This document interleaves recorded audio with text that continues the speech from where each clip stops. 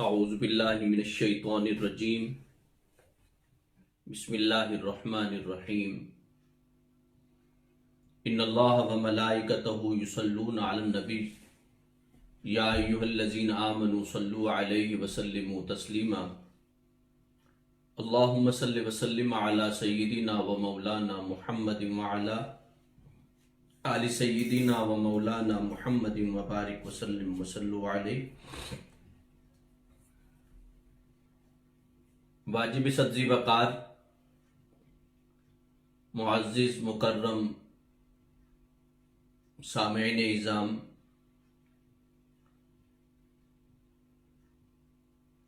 محترم بھائیوں بہنوں، صدزی وقار خواتین و حضرات،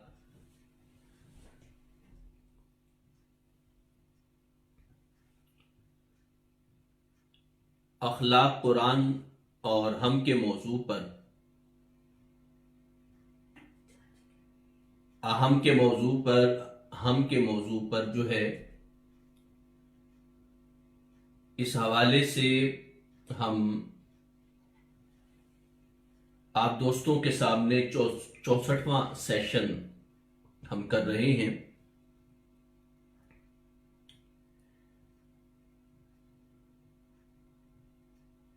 کل کے ہم سیشن میں آپ دوستوں کے سامنے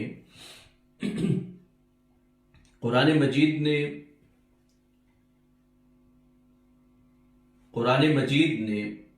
یہ والی آواز کم کیجیے، دوسری بڑھائیے۔ قرآن مجید نے جو انسان کی سائیکی کو بتایا،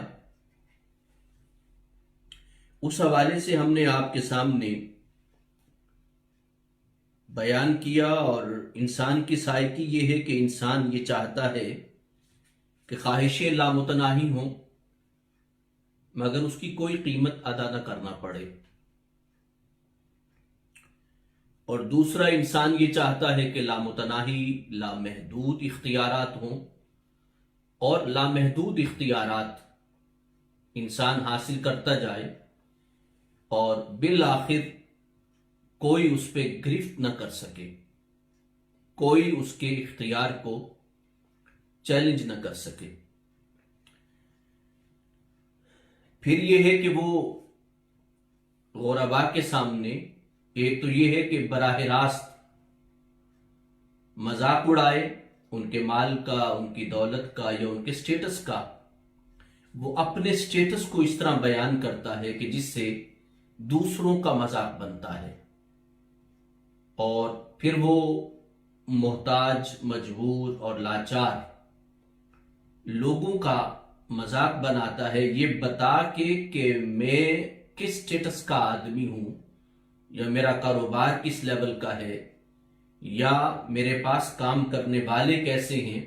اس طرح کی باتوں کو ذکر کر کے دراصل وہ انہیں حقارت کا نشانہ بناتا ہے اور ان کے سٹیٹس کو پست ہونے کی وجہ سے ذلیل و رسوا کرتا ہے۔ تو قرآن مجید نے یہ بتایا کہ وہ اس طرح کی شیخی بکھیرتا ہے، تکبر کا اظہار کرتا ہے، اور آگے فرمایا کہ وہ یہ سوچتا ہے کہ میں جو جھوٹ موٹ کا پلندہ یا سب کچھ گڑبڑ کر کے حق و باطل کو، جھوٹ کو، سچ کو، جو کچھ میں بیان کرتا ہوں، چونکہ اسے کوئی اور تو دیکھ رہا نہیں ہے، سو میرا سٹیٹس ایسا ہے، میری طاقت ایسی ہے، یا میرا اختیار ایسا ہے، میرا اقتدار ایسا ہے کہ سب لوگ ہاں ہاں کریں گے، جی جی کریں گے، تو وہ پھر اس میں ایک ملغوبہ تیار کرتا ہے کہ جو اس کے اندر کے تکبر کی اور اندر کی خباثت کی سیٹسفیکشن کرتا ہے، وہ پھر اس سیٹسفیکشن کے حوالے سے وہ پھر ایک عجیب سی چیز بن جاتا ہے، اس کی طبیعت عجیب سی ہو جاتی ہے، اس کا مزاج عجیب سا بن جاتا ہے، جیسے کوئی نفسیاتی بیمار انسان ہوتا ہے، وہ طبعاً ایسا ہو جاتا ہے، اگرچہ وہ بظاہر صحت مند لگتا ہے پر وہ نفسیاتی بیمار ہوتا ہے۔ قرآن مجید اسے نفسیاتی اعتبار سے بیمار قرار دیتا ہے۔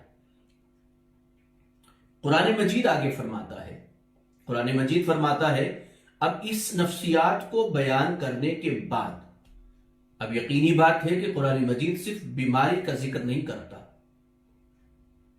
یا غلط بات کا ذکر نہیں کرتا، بلکہ غلط بات کو درست کیسے کرنا ہے یہ بھی ساتھ ذکر کرتا ہے. کیونکہ آپ دیکھ لیجئے یہ مشکل کام ہے کہ آپ کسی چیز کو غلط قرار دے دیں یا بڑی آسانی سے کر سکتے ہیں. آپ کہیں یہ غلط ہے، بڑی آسانی سے آپ اسے غلط قرار دے سکتے ہیں، مگر اس کے مقابل میں صحیح کیا ہے اس کو لانا اصل مسئلہ بنتا ہے. ہمارا معاشرہ ایک کام تو کر رہا ہے، یقیناً بڑے آسان طریقے سے کر رہا ہے. وہ یہ بتاتا ہے کہ غلط کیا ہے، مگر یہ نہیں بتا پاتا کہ صحیح کیا ہے، اس لیے کہ اس کا مقصود اصلاح نہیں ہے. میں آپ کو ایک نفسیاتی بڑی اہم بات آپ سے عرض کرتا ہوں، وہ یہ ہے کہ جب انسان یہ بتاتا ہے کہ یہ غلط ہے اور یہ نہیں بتا پاتا کہ یہ صحیح کیا ہے، تو دراصل وہ اپنے دل کے حسد اور بغض کی بنا پہ ایک چیز کو غلط تو قرار دے رہا ہے، مگر اس میں ہمدردی اور محبت کا احساس نہیں ہے کہ وہ یہ بتا سکے کہ صحیح کیا ہے. اصلاح کرنے والوں میں ایک خاص خوبی یہ ہوتی ہے کہ وہ خامی اگر ہے، غلط بات ہے، تو اس کو بتاتے ہوئے بھی دل آزاری نہیں کریں گے، بلکہ یہ بھی بتائیں گے کہ درست بات کیا ہے اور صحیح بات کیا ہے. یعنی وہ یہ بھی بتائیں گے ساتھ. تو قرآن مجید اس حوالے سے اگر وہ یہ کہتا ہے کہ یہ بات غلط ہے اور ان باتوں میں وہ لوگ مبتلا ہو جاتے ہیں جو مال اور دولت کو اپنی ملکیت سمجھتے ہیں، لیکن اگر وہ مال اور دولت اور جاگیر پہ ملکیت اللہ کی سمجھیں اور خود کو وہ اس کے چوکیدار سمجھیں، نگران سمجھیں، نگہبان سمجھیں، حفاظت کرنے والا سمجھیں، خیال رکھنے والا سمجھیں، تو پھر یہ ذہنیت ڈیولپ نہیں ہوتی. قرآن مجید اس لیے اس کا علاج بتاتا ہے. قرآن کہتا ہے سب سے پہلا علاج تو یہ ہے الم نجعل لہ عینین، ہم نے تمہیں دو آنکھیں عطا کی ہیں. اب قرآن مجید کا یہ کہنا کہ دو آنکھیں عطا کی ہیں یہ بڑا عام لفظ ہے، یعنی ہم نے تمہیں اندھا نہیں کیا. تم سورج کی روشنی کو دیکھتے ہو، رات کے آنے کو دیکھتے ہو، آسمان کی وسعت کو دیکھتے ہو، اس ساری چیزوں کو دیکھتے ہو، تو بھلا تم اندازہ کرو کہ تم جس ذہنیت کے ساتھ، یعنی مال ہے، دولت ہے، جاگیر ہے کتنا تمہارے پاس، جس پروردگار کی ذات کا یا اس کی نعمت کا تم انکار کر رہے ہو یا ناشکری کر رہے ہو، تمہارے پاس ہے کتنا. اور تم اگر تمہاری آنکھیں ہیں تو ذرا غور سے اس کائنات کو دیکھو کہ ہر مقام سے صدائے کن فیکون آ رہی ہے. ہر لمحے اللہ پاک نئی چیزوں کو تخلیق کر رہے ہیں. تم ایک ایکڑ کو لے کر، 2 ایکڑ کو لے کر، 4 ایکڑ کو لے کر تم یہ سمجھتے ہو کہ تم بہت امیر ہو گئے ہو. آنکھیں کھولو اپنی. ہم نے آنکھیں اس لیے دی ہیں کہ اس کائنات کو دیکھو، غور کرو اس حقیقت پہ.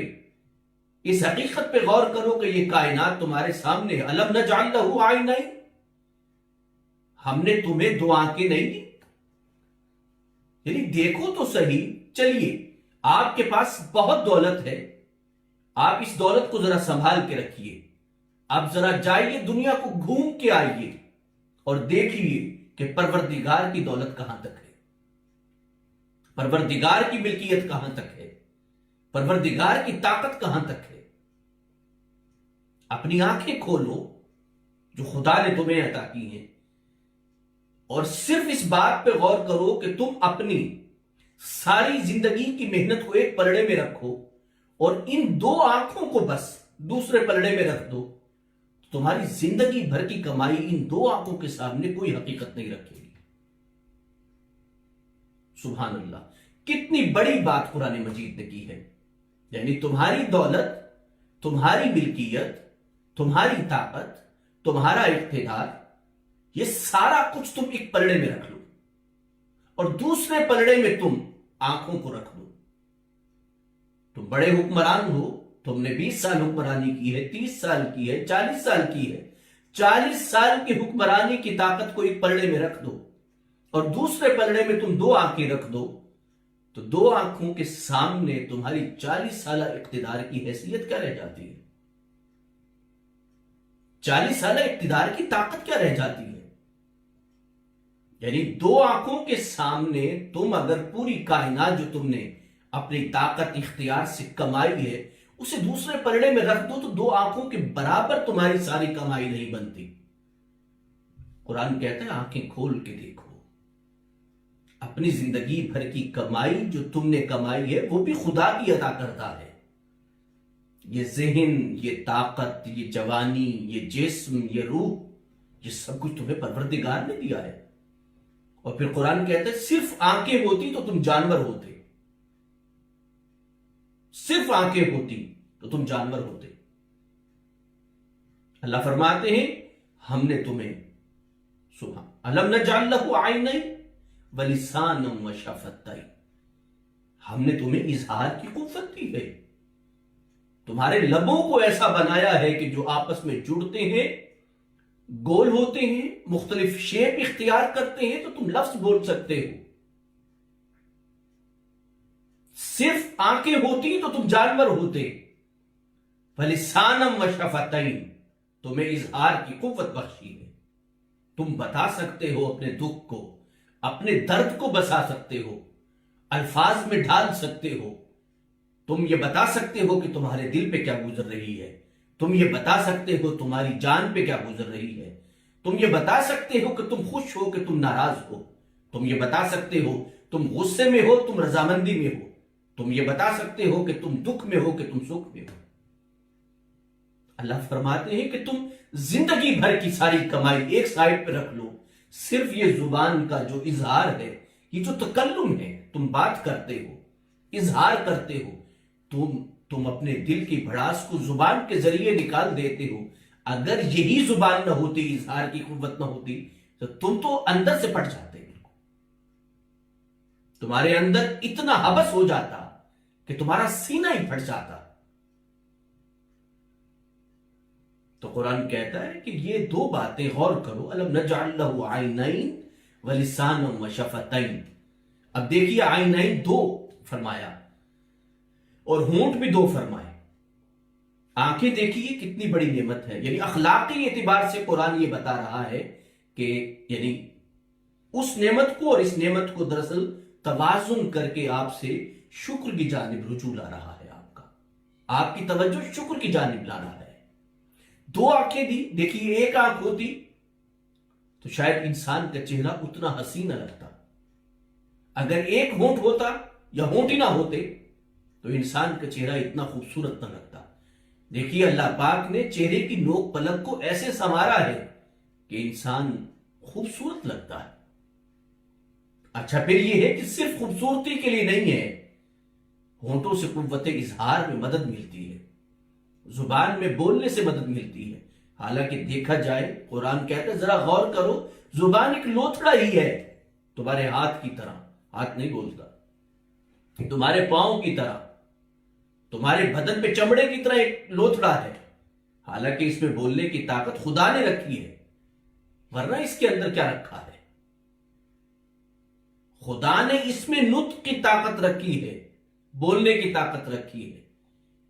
اگر اللہ پاک نے یہ نطق کی طاقت رکھی ہے تو تمہاری زبان جو ہمیشہ بولتی ہے تو خدا کی شکر گزاری کے لیے بھی یہ لفظ نکلنے چاہیے. تمہارے اندر تک جذب ہونا چاہیے خدا کی شکر گزاری کا سلسلہ, خدا کی نعمتوں کا سلسلہ, اس کا احساس تمہارے اندر تک ہونا چاہیے. تمہارے لبوں سے, تمہاری زبان سے اس کا اظہار ہونا چاہیے, بجائے اس کے کہ تم اپنے لہجوں کو متواضع کرو, عاجزی اور انکساری سے کرو, بجائے اس کے تم تکبر میں آتے ہو. تمہاری کمائی کی حقیقت کیا ہے؟ ایک زبان کھینچ لی جائے تو تمہاری کمائی کی کیا حقیقت ہے؟ 2 ہونٹ کاٹ دیے جائیں تمہارے الفاظ کی کیا حقیقت ہے؟ 2 آنکھیں نکال دی جائیں تمہاری دولت کی کیا حقیقت ہے؟ قرآن کہتا ہے، آگے چلیے، قرآن کہتا ہے الم نجعل له عینین ولسانا وشفتین وہدیناہ النجدین، کہ ہم نے تمہاری دو راہوں کی طرف ہدایت کی ہے۔ نجدین یعنی راستہ ایسا نہیں ہے کہ کوئی پوشیدہ ہو، چھپا ہوا راستہ ہو، ہم نے تمہارے سامنے واضح راستے رکھے ہیں، واضح راستے ہیں، تمہیں دکھائی دیتے ہیں، یعنی خیر و شر کا راستہ واضح ہے۔ ایسا نہیں ہے کہ انسان سمجھ نہ سکے، اسے وہ کہے جی میں سمجھ نہیں سکا، اس کے لیے یعنی یہ اسکالر ہونا ضروری نہیں ہے۔ دیکھیے ظلم اور زیادتی کو کون نہیں سمجھتا؟ اسلام نے اخلاقیات کا معیار ہی رحمدلی پہ رکھا ہے۔ رسول اللہ صلی اللہ علیہ وسلم کا فرمان پاک ہے، دل کی نرمی اس سے چھینی جاتی ہے جو بدبخت انسان ہوتا ہے، اور خوش بخت انسان ہوتا ہے وہ کہ جو کسی کے دکھ میں دکھی ہوتا ہے، کہ جس کے دل میں نرمی ہوتی ہے، رافت ہوتی ہے، محبت ہوتی ہے، دوسروں کے لیے عزت ہوتی ہے، دوسروں کے لیے وقار ہوتا ہے، دوسروں کے لیے شفقت ہوتی ہے۔ رسالت مآب صلی اللہ علیہ وسلم نے فرمایا کہ من لم یرحم صغیرنا ولم یعقر کبیرنا فلیس منا، کہ جو ہم میں سے بڑوں کی عزت نہیں کرتا اور چھوٹوں سے شفقت نہیں کرتا وہ ہم میں سے نہیں ہے۔ یعنی دل کی نرمی جو ہے، دل کا وقار جو ہے، یہ دراصل انسان کے خوشبخت ہونے کی علامت ہے۔ میں ان دوستوں کو مبارکباد کے لائق سمجھتا ہوں کہ جو اپنے دل میں عزت رکھتے ہیں دوسروں کی خاطر، اپنے دل میں رحم رکھتے ہیں دوسروں کی خاطر، اپنے دل میں شفقت رکھتے ہیں دوسروں کی خاطر۔ میں سمجھتا ہوں کہ اس دھرتی کے وہ خوشبخت ترین انسان ہیں، اس لیے کہ انہیں پیغمبر نے خوشبخت کہا ہے۔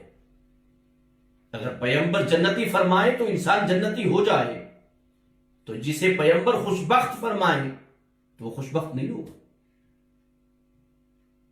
آپ نے فرمایا قیامت کے دن میرے سب سے زیادہ قریب وہ شخص ہوگا کہ جو اپنے اخلاق میں بہت اچھا ہوگا۔ رسول اللہ کی قربت کو کون نہیں تلاش کرتا؟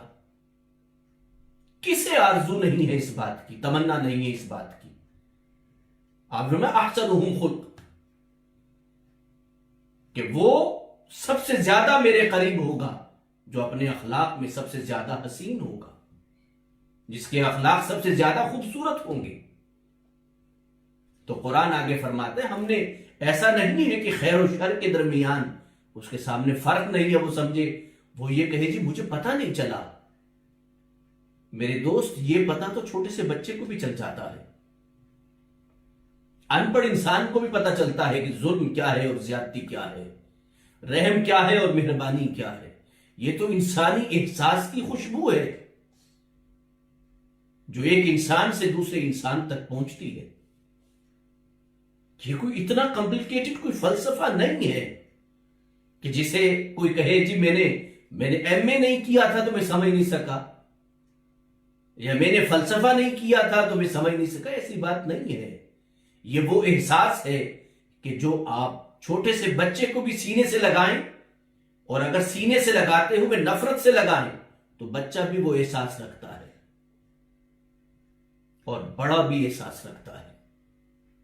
اس حقیقت کو پوری طرح سمجھیے، اس کائنات میں ایک ہی تقسیم ہے اور وہ ہے ظالم اور مظلوم کی تقسیم۔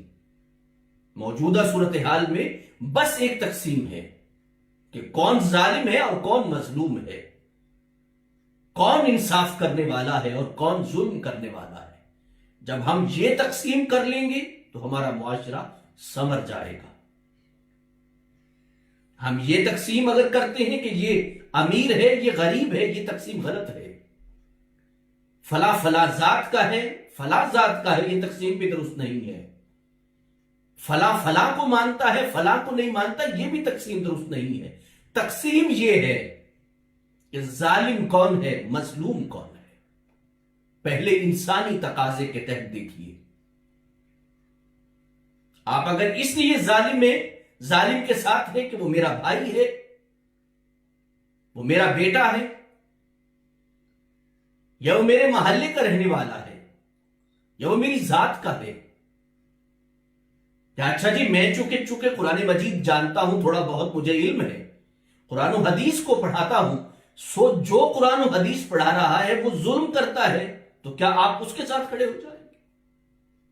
میرے دوست ایسا نہیں ہے، تقسیم ایک ہی ہے جو میرے پیغمبر نے فرمائی ہے، اور وہ ہے ظالم اور مظلوم کی تقسیم، کہ جس سے معاشرہ سنور سکتا ہے، جس سے آپ بہترین مسلمان بن سکتے ہیں، کیونکہ رسول اللہ کا فرمان ہے صلی اللہ علیہ وسلم کا، المسلم من سلم المسلمون من لسانہ ویدہ، مسلمان وہ ہے کہ جس کے ہاتھ اور زبان سے دوسرے مسلمان محفوظ رہے۔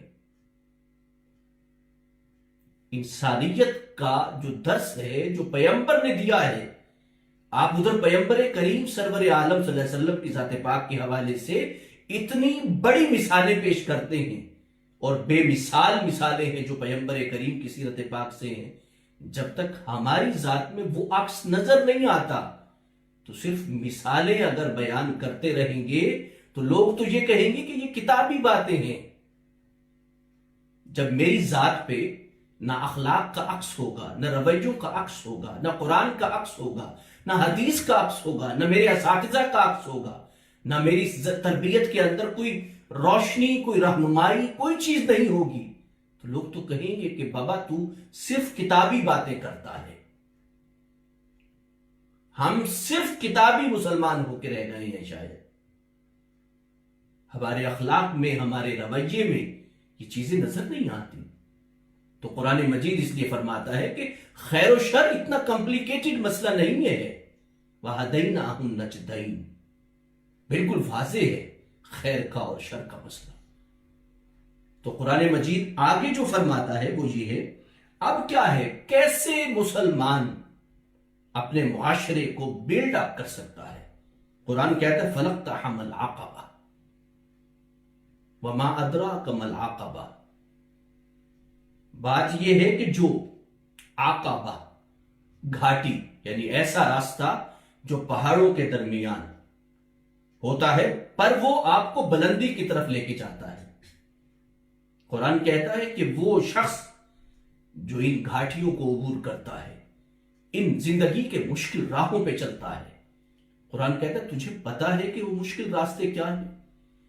یاد رکھیے کہ بلندی کے راستے مشکل راستے ہوتے ہیں، اور پستی کے راستے، ڈھلوان پہ انسان دوڑتا چلا جاتا ہے، طاقت بھی خرچ نہیں کرنا پڑتی۔ شر کا راستہ ڈھلوان کا راستہ ہے، اور خیر کا راستہ گھاٹیوں کا راستہ ہے، بلندیوں کا راستہ ہے، پہاڑوں کے درمیان کا راستہ ہے۔ اس میں آپ بسا اوقات لوگ، دیکھیے بڑی اہم بات قرآن مجید نے فرمائی، بسا اوقات لوگ یہ دیکھیں گے آپ کو کہ آپ گھاٹی میں نیچے ڈھلوان پہ جا رہے ہیں، پر ڈھلوان پہ جا نہیں رہے ہوتے، آپ دراصل اس راہ پہ چل کے آگے پہاڑ کی جانب اٹھ رہے ہوتے ہیں۔ انبیاء کی زندگی کا ایسے ہی ہے کہ جب آپ نے، انبیاء نے آغاز کیا تو لوگوں نے سمجھا کیا حقیقت ہے کہ کمزور لوگ، نحیف لوگ اور بے امان لوگ، بے بس اور لاچار لوگ ایمان لائے ہیں، ان کی کیا حقیقت ہے؟ یعنی ایسے لگتا تھا کہ کوئی حقیقت ہی نہیں ہے۔ اور بسا اوقات تو ایسا ہوا، حضرت ابراہیم خلیل اللہ جیسی شخصیت، علیہ الصلاۃ والسلام جیسی شخصیت، جب اپنے پیغام کی دعوت کو مکمل کیا، لاکھوں انسانوں کے سامنے اپنی دعوت کو رکھا، تو جب آپ شہر چھوڑ کے چلے تو دو افراد آپ کے ساتھ تھے، ایک حضرت سارہ اور ایک حضرت لوط، یعنی ایک بیوی اور ایک بھتیجا، صرف دو افراد۔ اب تو ہم سمجھتے ہیں کہ حق کے لیے مجمع کا ہونا ضروری ہے۔ میرے دوست، سچائی کے لیے مجمع ضروری نہیں ہے، اخلاص ضروری ہے۔ آپ اکیلے ہیں تو بھی حق پہ ہیں، حق حق ہوتا ہے، آپ دو ہیں تب بھی حق پہ ہیں۔ بات یہ ہے کہ قلت و کثرت حق کے ساتھ تعلق نہیں رکھتی، حق آپ کے اخلاص پہ مبنی ہوتا ہے۔ تو قرآن مجید یہ فرماتا ہے کہ عقبہ، گھاٹیوں سے گزر کے جائے گا، وما ادراک ما العقبہ، کیا تجھے معلوم ہے کہ عقبہ کیا ہے؟ قرآن کہتا ہے فک رقبہ،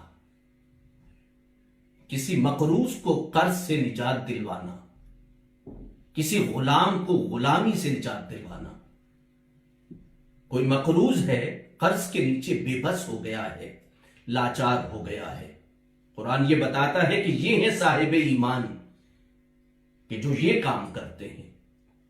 ایک ہے ایمان کا دعویٰ کرنا، ایک ہے کفر کی مشین چلانا، اور ایک ہے یہ ثابت کرنا آپ کا ایمان کس معیار کا ہے.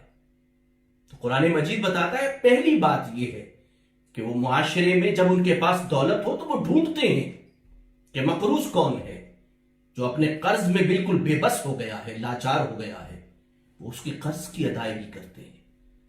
یعنی معاشرہ بھی ایسی ہوتا ہے اور ریاست بھی ایسے ہوتی ہے. ریاست بھی دیکھتی ہے کہ کون ہے جو بیچارہ ہے تو باصلاحیت، ہے تو خوبیوں والا، ہے تو صلاحیتوں والا، تعلیم یافتہ ہے، پر قرض کے نیچے دب گیا ہے.